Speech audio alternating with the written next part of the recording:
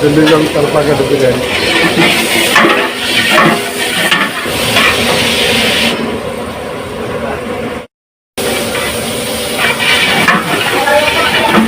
நல்ல 10 கிலோக்கு 2 கிலோ சில்லு கழிச்சு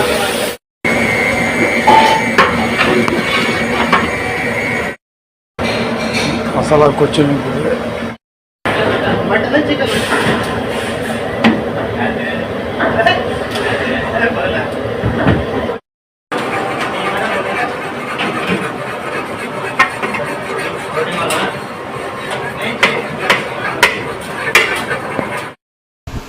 ஷெஃப் குமார் பேசுகிறேன். திண்டுக்கல் தலப்பாக்கட்டு பிரியாணி பண்ணியிருக்கிறோம். 12 கிலோ ரைஸு, 15 கிலோ சிக்கன் போட்டிருக்கிறோம்.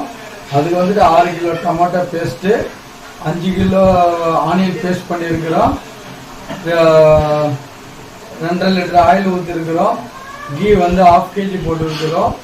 சில்லி பவுட்ரு வந்துட்டு வெறும் 100 கிராம் சில்லி பவுட்ரு. தனியா பவுட்ரு வந்துட்டு ஒரு 50 கிராம் தனியா பவுட்ரு போட்டிருக்கோம். தேவையான அளவுக்கு உப்பு போட்டிருக்கோம்.